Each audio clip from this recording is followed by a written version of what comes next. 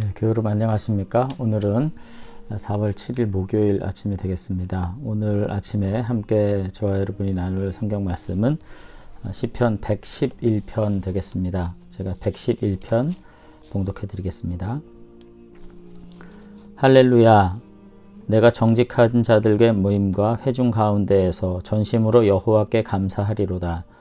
여호와께서 행하시는 일들이 크시오니 이를 즐거워하는 자들이 다 기다리는도다. 그의 행하시는 일이 존귀하고 어미하며 그의 의가 영원히 서 있도다. 그의 기적을 사람이 기억하게 하셨으니 여호와는 은혜로우시고 자비로우시도다. 여호와께서 자기를 경외하는 자들에게 양식을 주시며 그의 언약을 영원히 기억하시리로다. 그가 그들에게 문 나라의 기업을 주사 그가 행하시는 일의 능력을 그에게 알리셨도다. 그의 손이 하는 일은 진실과 정의며 그의 법도는 다 영원하니 영원 무궁토록 정하신 바요 진실과 정의로 행하신 바로다. 여호와께서 그의 백성을 속량하시며 그의 언약을 영원히 세우셨으니 그의 이름이 거룩하고 지존하시도다. 여호와를 경외함이 지혜의 근본이라. 그의 계명을 지키는 자는 다 훌륭한 지각을 가진 자이니 여호와를 찬양함이 영원히 계속되리로다. 아멘. 네, 오늘 시편 111편은 사실은 이제 시편의 제 5번째 책 뒤에 이제 2번째 단락으로 이제 볼 수가 있는데요. 111편부터 이제 118편까지가 이제 할렐루야 시편이라고 이제 통칭 일컬어지는 한 묶음의 이제 시편 단위입니다.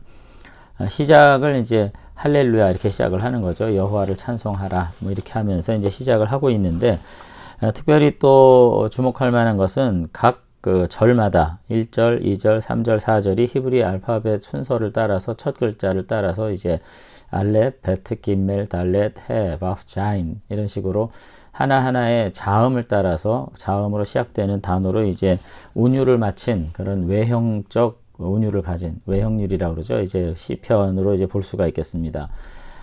물론 이제 시라고 하는 것이 사실은 뭐 이런 외형률, 어떤 형식미를 갖춘 어떤 시가 이제 우리에게 굉장히 뭐 문학적인 또 아름다움을 전해주는 것은 사실이지만 이것이 한편으로는 성경의 교훈이라는 측면에서 이와 같은 단어를 제한함으로써 의미 전달을 제한하는 뭐 어려움이 있기는 분명하겠지만은 어쨌든 시편이라는 게 단순히 그냥 무작정 교훈적인 설교에 지나지는 않는다는 것을 우리가 생각할 때 마치 하나의 그 구슬을 꿰어 매추듯이 이 시편을 통해서 어떤 외적인 운율을 통해서 오히려 하나님을 어떻게 이해하고 또 하나님을 어떻게 예배할 것인가에 대한 어떤 그 암기 내지는 전수의 용이함을 꾀한 그런 시편이라고 이제 볼 수가 있을 것 같습니다.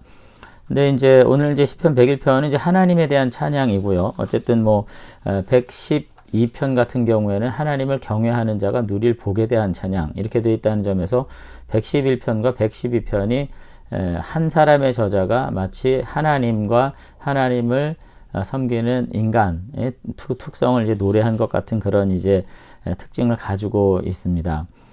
근데 이제 하나님을 찬양하는 이유가 여러 가지겠죠. 근데 하나님을 찬양하는 그 이유 중에 첫 번째 하나는 하나님의 구속하신 그 역사를 찬양하는 것이고요. 그 하나님의 구속의 역사를 삶의 자리에서 믿음의 눈으로 보게 되는 이와 같은 은혜로 인해서 오늘 시편 저자는 이제 찬양을 하고 있습니다. 그러면서 영원한 언약에 대한 이야기를 하는데 그것은 출애굽과 관련된 뭐 그런 것들이겠죠.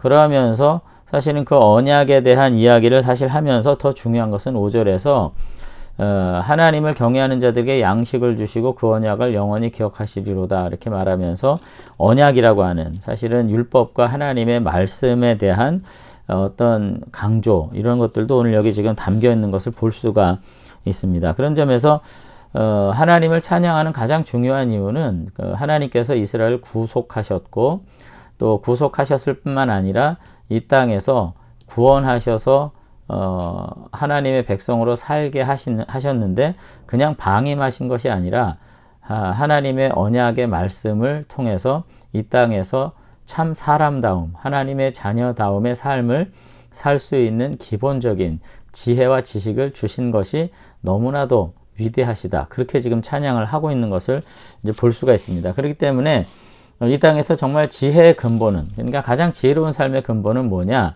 10절에 보면은 그의 계명을 지키는 자, 하나님을 경외하는 것, 이것이 지혜의 근본이다. 지금 이렇게 이제 결론을 내리고 있다는 거죠. 그런 점에서 우리가 이제 시편 111편을 보면서 알 수 있는 하나님을 경외하는 기본적인 이유 두 가지는 뭐냐? 구약적 정의를 우리가 내린다면 하나님의 위대하신 구원사, 구원의 역사라는 것하고요. 그 구원의 역사를 통해서 하나님께서 자신들을 그저 자유로운 백성 뭐 이렇게까지 그냥 뭐 막연하게 두신 것이 아니라 하나님의 언약의 말씀, 율법이죠. 오경, 이것을 주셔서 이 땅에서 근본 있는 삶을 살게 하신 것, 이것이야말로 하나님을 찬양하지 않을 수가 없는 일이다. 이렇게 말하면서 결국 지혜의 근본은 그렇기 때문에 하나님을 경외하는 것이고 하나님의 말씀에 순종하는 것이다. 이렇게 이제 결론을 내리고 있다는 것입니다. 이제 이와 같은 맥락 안에서 저는 이제 두 가지를 좀 생각하고 싶은데요. 이제 첫 번째는 뭐냐면은 이제 하나님에 대한 어떤 그 깨달음이랄까요, 뭐 유추랄까요, 뭐 경험이라고 할 것이 절대로 성경은 사변적이지 않다는 것입니다. 하나님은 어떤 모호한 말씀이나 신비한 말씀으로 우리의 정서와 마음을 잠깐 위로하고 우리의 삶의 현실은 늘 비껴나가시는 그런 분이 아니라 오늘 구약의 하나님의 백성들에 의하면 하나님은 언제나 행동하시는 분이고요. 역사에 개입하시는 분이고 그 안에 오셔서 늘 당신의 구원을 온전히 베풀어 주시는 하나님이기 때문에 오늘 그 하나님을 바라볼 때마다 기적을 기억하게 되는, 그래서 4절에 그의 기적을 사람이 기억하게 하셨으니 여호와는 은혜로우시고 자비로우시다. 이렇게 지금 이야기를 하는 거죠. 언제나 삶의 현실에 밀접하게 다가오셔서 능력을 베푸시고 구원을 베푸시는 하나님이라는 점을 오늘 시편 저자는 이야기를 이제 하고 있습니다. 근데 저와 여러분이 한번 질문하고 싶은 것은 뭐냐면 우리도 역시 하나님을 그렇게 기억하고 있는가라고 질문할 필요가 있다는 거죠.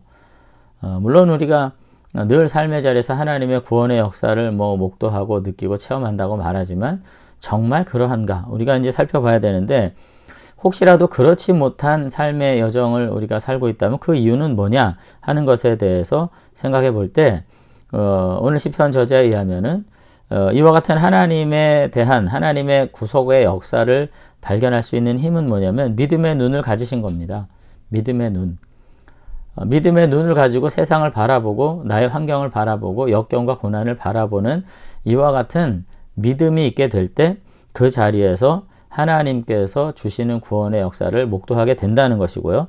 더 나아가서는 단지 믿음의 눈으로 정말 하나님이 구원하시나 하고 바라보기만 하면 되는 것이 아니라 하나님께 자신의 삶을 온전히 내어 맡기게 될 때 하나님 앞에 온전히 헌신된 삶의 자리에서 하나님의 하신 일들을 바라볼 수 있게 된다. 오늘 그렇게 이제 말하고 있는 것을 볼 수가 있습니다.